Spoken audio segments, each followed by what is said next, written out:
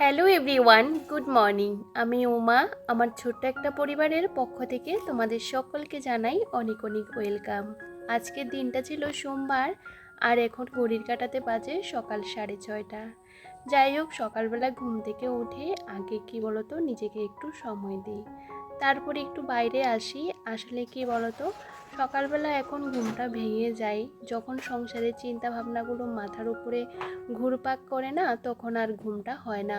একটা সময় পর মেয়েদের জীবনটা একদমই পাল্টে যায়। আগে কিন্তু আমি অ্যালার্ম দিয়ে রাখতাম, কিন্তু আজকে প্রায় 2 থেকে 3 বছর হয়ে গেছে আমি কোনো মোবাইলের অ্যালার্ম দিই না, কারণ অ্যালার্ম দিলেও আমি অ্যালার্মের অনেকটা আগেই উঠে যাই।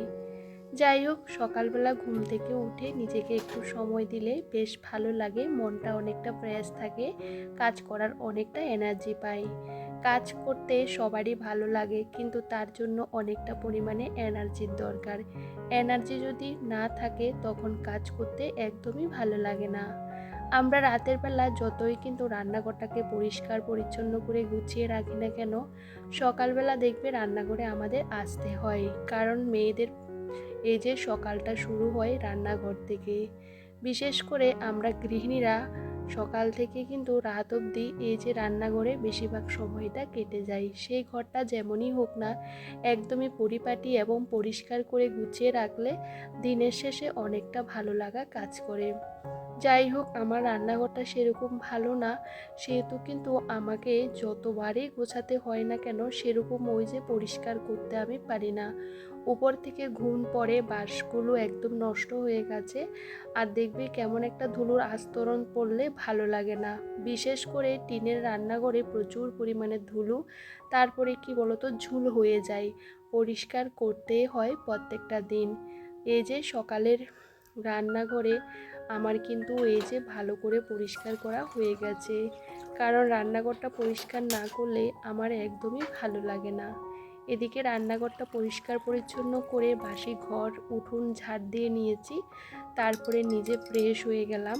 আর এখন চলে আসলাম এই যে একটু উষ্ণ গরম জল করতে। আমি প্রত্যেকটা দিন উষ্ণ গরম জল খাই, এটা সকালে খেলে অনেকটা ভালো লাগে। আর বিশেষ করে আমি মৌরি মেথি তারপরে জিরে এগুলো কিন্তু সমস্তটা হালকা ভেজে গুঁড়ো করে রেখে দিই, কারণ সবসময় ওই যে গরম করে ফুটিয়ে খাওয়া আমার পক্ষে সম্ভব হয় না, সেহেতু আমি ভেজে এগুলোকে গুঁড়ো করে রাখি আর 1 চামচ জলের সাথে মিশিয়ে ওটা আমি খেয়ে নিই। বিশ্বাস করো, এটা খেলে আমার ভীষণ ভালো লাগে। আগে না খেতে পারতাম না, ওই যে মুখের মধ্যে দিয়ে গুঁড়োটা তারপরে জল দিয়ে খেতাম, তার থেকে মনে হয় এভাবে খেলে বেশ ভালো। তাহলে কি বলতো, অনেকটা পেটটা ভরাও থাকে, আর সেরকম সকালবেলা মানে খিদেও পাওয়া যায় না। আর যাই হোক, আজকে সকালে ছেলের জন্য টিফিনে বানাচ্ছি এই যে 3 কোনা করে ওই যে পরোটার মতন আর কি, এটা একটু হালকা তেলের মধ্যে ভেজে দিচ্ছিলাম আর কি। আসলে কি বলতো, সকালবেলা এই খাবারগুলো ওকে আমি খাওয়াতে গেলে অনেকটা সময় লাগে, তবে আমি সব সময় ছেলে ঘুম থেকে ওঠার আগে ওর খাবারটা রেডি করে নিই। তো যাই হোক, এদিকে ওর জন্য 3টে পরোটা করে নিয়েছি, যদিও বা সবটা তো খাওয়াতে পারবো না, বাদ বাকিগুলো রেখে দেব। তো যাই হোক, ছেলে কিন্তু এখনও ঘুম থেকে ওঠেনি, তারপরে খাবারটা রেডি করে নিলাম আর স্কুলের টিফিনটাও আমি রেডি করে নিলাম, কারণ ছেলে ঘুম থেকে ওঠার পর ওকে ব্রাশ করানো, ফ্রেশ করানো, খাওয়ানো, রেডি করানো, স্কুলে নিয়ে যাওয়া সবটা অনেকটা মানে সময় লাগে, বুঝতে পারো। একা হাতে সমস্ত কাজগুলো করতে গেলে অনেকটাই কষ্ট হয়, তবে চেষ্টা করি সকাল থেকে কাজগুলো অনেকটা তাড়াহুড়ো করে করতে। প্রত্যেকটা গৃহিণী দেখবে সকালে কাজের পরিমাণটা অনেকটা বেশি থাকে, তারপরেও দেখবে বুদ্ধি করে কিন্তু কাজগুলো করতে হয়, চিন্তাধারা ভাবনাগুলো পাল্টাতে হয়, না হলে একার পক্ষে সমস্ত কিছু করাও সম্ভব না। ছেলেকে স্কুলে ঢুকিয়ে দিয়ে আমি এদিকে বাজার করে বাড়ি চলে আসলাম। এই মুহূর্তে কিছুটা সময় চলে গেছে। আসলে কি বলতো, বাজার করতে গেলে তো একটুখানি সময়ের দরকার হয়, বাজার করে সমস্ত জিনিসপত্রগুলোকে এই যে এখন গুছিয়ে রাখবো। তো ভাবলাম চলো ফ্রিজটাকে একটু আলতো হাতে মুছে নিই। এখন না আমার ফ্রিজটা কিন্তু বেশ সুন্দর কুলিং হয়, মাঝখানে কুলিং হতো না জানো তো, এখন তো বরফ বরফ হয়ে যায় আর কি। আগে বরফ হতো না, এমনি হালকা কুলিং হতো আর কি। তো সেরকম ঘরের ভিতরে সবজিপাতি আমি নিয়ে আসতাম না, যেহেতু একদমই কুলিং হতো না, সবজিপাতি নষ্ট হয়ে যেত। তো এবার থেকে আমার আর অসুবিধা হবে না। এটা আমরা ঠিক করিয়েছি, দুবার কিন্তু লোক এনে ঠিক করানো হয়েছে। আসলে ফ্রিজটা না আমার বিয়েতে দেওয়া, তখন এই মডেলগুলো চলতো। এখন তো নিউ কত মডেল বুঝতেই পারছো। তো আমরা কি বলতো, আর আমার ফ্রিজটাও কিন্তু নতুন, আমার বিয়ে হয়েছে এই যে 6 বছর। তো বুঝতে পারো ফ্রিজটা এত তাড়াতাড়ি চেঞ্জ করতে চাইছি না। আর যেহেতু এটা আমার বিয়েতে দেওয়া, তো সমস্ত জিনিসের প্রতি একটা ইমোশনাল কাজ করে জানো তো, চেঞ্জ করতে ভেবেছিলাম একবার চেঞ্জ করে। এখন তো ডবল ডোরের ফ্রিজ বেরিয়েছে, সেগুলো একবার নেব। তবে এখন কোনো কিছু নেব না, আগে বাড়িটা কমপ্লিট করব, তারপরে আস্তে আস্তে করে জিনিসপত্র নেব। তো এখন যেহেতু ফ্রিজটা বেশ কুলিং হয়, তো ভাবলাম চলো একটু সবজিপাতি নিয়ে আসি, আর সাথে ছেলের জন্য ফল টল মাছ টাছ সমস্ত কিছু নিয়ে এসেছি। আগে আমাদের বাড়ির সামনে জানো তো মাছওয়ালা প্রত্যেক দিন আসতো, এখন আস্তে আস্তে ওই যে বেলা 12টা 1টা এরকম সময় মাছওয়ালা আসে, তো এখন সে সময় মাছগুলো রাখি না, ভীষণ বাজে হয়ে যায় মাছগুলো, কেমন একটা বুঝতেই পারো। বাড়িওয়ালা মাছগুলো না সেরকম ভালো হয় না, যারা সকালবেলা নিয়ে আসে তারপরে ওদের থেকে ফ্রেশ মাছ পাওয়া যায়। আমাকে আগে যে মাছ দিত সে এখন আর মাছ দিচ্ছে না, মাছ নিয়ে আসে না আর কি, ও অন্য কাজ করছিল আর কি। যেহেতু ও ঘরের কাজ করে, তো সেহেতু মাছটা নিয়ে আসছিল না। তো ভাবলাম চলো বাজারে চলে যাই। বাজারে গেলে কি বলতো, অনেক রকমের মাছ পাওয়া যায়, সাথে বেছেও নিয়ে আসা যায়, কোনো রকম অসুবিধা হয় না।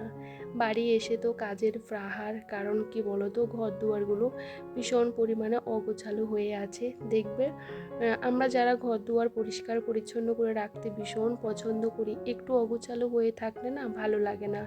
আর দেখবে কোথায় থেকে যে কাজকর্মগুলো শুরু করব বুঝতেই পারি না। আমার দুটো ঘর আমি সবসময় পরিপাটি করে গুছিয়ে রাখার চেষ্টা করি, আমার যতই কষ্ট হোক না কেন। আর সে কাজগুলো না করলে আমার একদমই শান্তি লাগে না। তো তোমরা প্রত্যেকটা দিন বলতেই পারো যে কি ঘর পরিষ্কার করো, আসলে ঘর পরিষ্কার করে না রাখলে সেই ঘর তো নোংরা হয়েই যাবে, তাই না? তো সে কারণে আমি কিন্তু রোজ দিনের কাজগুলো রোজ দিন করে নেওয়ার চেষ্টা করি, প্রত্যেকটা জিনিসের মোছামুছি করে নিই। আর আমরা যেহেতু এই ঘরে থাকি না, বিশ্বাস করো টিকটিকি এত পরিমাণে পটি করে রাখে, বিশেষ করে জানালার মধ্যে, তারপরে ওই যে চেয়ারগুলোর মধ্যে। আর সেই জন্য কি বলতো, এগুলো সবসময় গোছানো থাকলেও আমাকে কিন্তু ঝাড়তে হয়, আর বিছানাটাও ঝাড়তে হয়। রাতে তো কত কিছু আসা যাওয়া করে, আমরা তো আর দেখতে পাই না, যেহেতু বাচ্চা আছে বুঝতেই পারো, সমস্ত জিনিসগুলোকে কিন্তু আবার ঝাড়তে হয়, গোছাতে হয়।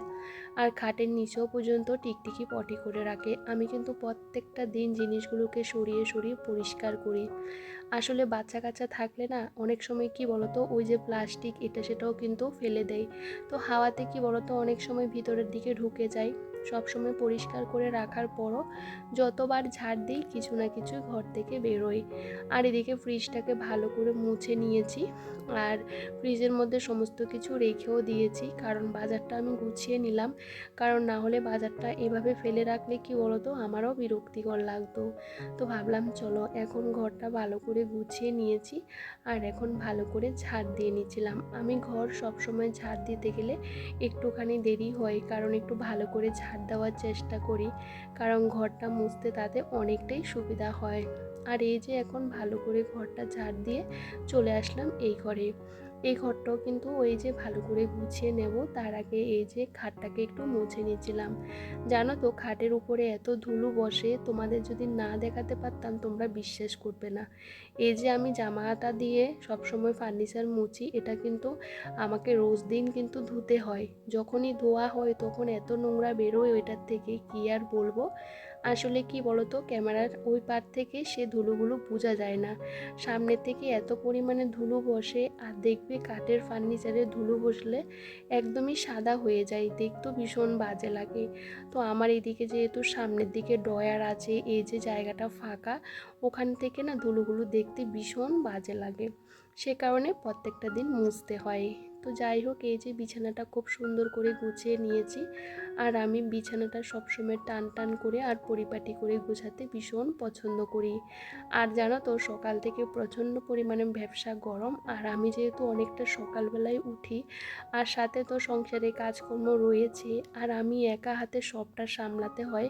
তো বিশ্বাস করো, একা হাতে সমস্ত কাজগুলো সামলাতে গেলে অনেকটা কষ্ট করতে হয়, কারণ যেদিকে যাবে নিজেকে যেতে হবে। বাড়িতে যেহেতু অন্য লোক নেই, কিন্তু কাজ তো কিন্তু করতে হবে, কারণ একটা সংসারে কাজ কিন্তু অনেক থাকে। যেহেতু আমি একা হাতে বাজার ঘাট, বাচ্চাকে স্কুলে দিয়ে আসা, নিয়ে আসা, সংসারের কত কাজ, সমস্ত যাবতীয় কাজগুলো কিন্তু নিজেকে একা হাতে সামলাতে হয়। তো অনেক সময় এই কাজগুলো করতে করতে হাঁপিয়ে যায় জানো তো। তারপরে ওই যে হাঁপিয়ে গেলেও কিন্তু সে কাজগুলো করার চেষ্টা করি, এক ফোঁটাও বসি না, একটু রেস্ট করি না, কারণ কাজকর্ম ফেলে রেখে বসে থাকতে আমার ভালো লাগে না। আমি সবসময় ছেলেকে স্কুলে দিয়ে এসে আমার যে কাজকর্মগুলো থাকে সেগুলো করে নেওয়ার চেষ্টা করি।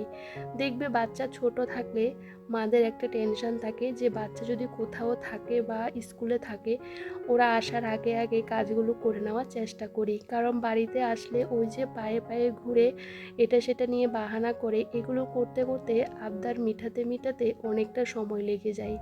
তো ছেলেকে স্কুলে দিয়ে এসে আমি এক ফোঁটাও সময় নষ্ট করি না, আমি কিন্তু তাড়াহুড়ো করে কাজগুলো করে নিই। আসলে কি বলতো, সকাল থেকে এই যে সারাটা দিন কাজ করতে হয়, একটা বাড়ির বউদের কাজের পরিমাণ এত পরিমাণে থাকে, কি আর বলবো। আমরা যদি এই যে কাজগুলো গুছিয়ে না করতাম, তাহলে দেখতে কাজগুলো কীরকমভাবে পড়ে থাকতো। আর দেখবি, বিশেষ করে আমরা যদি বাড়ির বাইরে একটা দিনের জন্য যাই, তখন বাড়িঘরের অবস্থা কেমন একটা হয়ে থাকে। তো যাই হোক, এই সমস্ত কাজের কেউ কখনো মূল্য দেয় না, তবে কিছু করার নাই, সংসারটাকে ভালোবেসে করার চেষ্টা করি। তবে দেখবে, ভালোবেসে যে কোনো কাজ করলে না, সে কাজগুলো করতেও অনেকটা ভালো লাগে। আমি তো মনে করি সংসারের প্রত্যেকটা কাজ গুছিয়ে করার মধ্যে অনেকটা শান্তি পাওয়া যায়। যাই হোক, ঘরগুলো ভালো করে মুছে নিয়েছি। এখন এই যে বারান্দাটা ভালো করে মুছে নিয়েছিলাম। আসলে বারান্দাটা চারদিকে ফেটে ফেটে গেছে, তো হাত দিয়ে মুছতে গেলে ভীষণ অসুবিধা হয়ে পড়ে। তো সে কারণে এভাবে মুছে নিলাম। তো কি বলতো, এদিকে বাইরের জায়গাগুলো একটু পরিষ্কার করেছিলাম। ওই যে ইটগুলো ঘষে তারপরে আমি বাথরুমটা পরিষ্কার করে স্নান করে চলে এসেছি। আর কালকে তো কি বলতো, কোনো ব্লগ করিনি, ওই যে বাড়িতে অনেক কাজে করেছিলাম। তো বাড়িঘর তো আমরা সবসময় পরিষ্কার পরিচ্ছন্ন করে রাখি, সাথে নিজেরও একটু যত্ন করার দরকার, তাই না? তো যাই হোক, এদিকে মাথাটা আমি শ্যাম্পু করে নিলাম, চুলগুলো এখনও ভিজে। তো ছেলেকে আনতে যাব, তার আগে তো আমাকে রেডি হতে হবে। তো এই যে এখন আমি কি বলতো, আমি সবসময় বাড়িতে কিন্তু টোনার আর ময়শ্চারাইজারটা সবসময় ইউজ করি। আর আমি কিন্তু শীত গরম সবসময় একই রকম ক্রিম ব্যবহার করি। আসলে আমার স্কিনটা একদমই সেনসিটিভ, আর সেরকম আমি কিছু ইউজ করি না। আর এগুলো কিন্তু আমার বেশ সুইট করে আর কি, সে কারণে এই ক্রিমগুলো আমি ব্যবহার করি। যাই হোক, এখন তো বাজারে কত ধরনের কত কিছু যে বেরিয়েছে, কিন্তু আমি না এই সমস্ত জিনিসগুলো ব্যবহার করি না। ওই যে বললাম, সেনসিটিভ স্কিন, এটা সেটা ব্যবহার করতে পারি না। তো যাই হোক, এদিকে ছেলেকে স্কুল থেকে বাড়ি নিয়ে আসলাম, আর নিয়ে আসার পর ওকে জল দিলাম আর একটু শরবত বানিয়ে দিয়েছি। প্রত্যেকটা সময় আমি ছেলেকে কিন্তু একটু শরবত বা গ্লুকন্ডির জল কিন্তু স্কুল থেকে আসার পর একটু খাইয়ে দিই, কারণ স্কুলেও কিন্তু ওরা কি বলতো, পড়াশোনার সাথে সাথে খেলাধুলা করে, অনেকটা পরিমাণে ওই যে ক্লান্তি চলে আসে আর কি। বুঝতে পারো, ছোট বাচ্চারা 2.5 ঘন্টা স্কুলে থাকে, তার মধ্যে 2.5 ঘন্টা ওরা পড়াশোনা করলে বুঝতে পারো ওদেরও শরীরটা খারাপ লাগে। তো বাড়িতে এসে কিন্তু ওকে ওইগুলো করে দিলাম, আর সাথে একটা লেবু কেটে দিয়েছি। আর এদিকে দেখো, টুকটুক করে কিন্তু আমি মাছগুলো ভেজে নিয়েছি। আর আজকে কাঁচকলা আলু দিয়ে মাছের তরকারি করব, আর সেরকম কিছু করবো না। আসলে কি বলতো, ছেলের জন্য একটা তরকারি হলেও হয়ে যায়, আর এদিকে মাছের ডিম আছে, সেটা রান্না করব। তো যাই হোক, দেখবে তরকারি যদি ভালো হয় এক পদ দিয়েও কিন্তু খাওয়া যায়, বেশি বেশি রান্না করলে কোনো লাভ নেই। একটা তরকারি যদি একটু ভালো করে রান্না করো, সেটা দিয়েও কিন্তু অনেকটা পরিমাণে ভাত খাওয়া যায়। আমি কিন্তু বেশি পদ একদমই রান্না করি না, 1 থেকে 2টোই করি, তার বেশি একদমই করি না।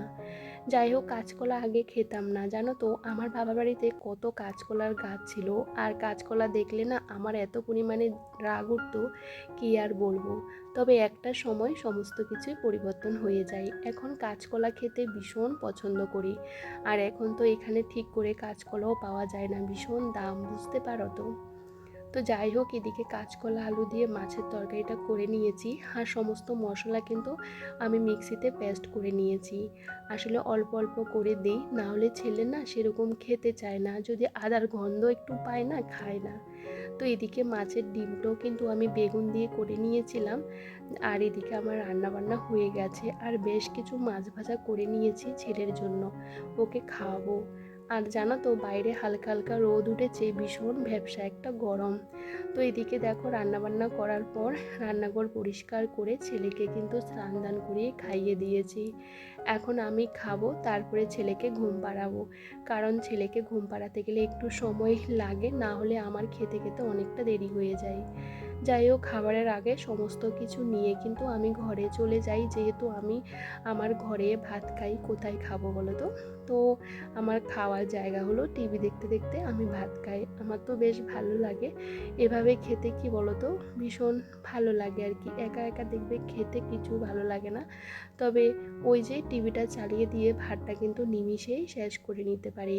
যাই হোক, খাওয়া দাওয়া করে এই যে জায়গাটা মুছে নিলাম, এখন ছেলেকে ঘুম পাড়াবো, কিছুতেই ঘুমাতে চায় না জানো তো, ওই যে পায়ে দোল খাইয়ে খাইয়ে ওকে ঘুম পাড়াতে হয়।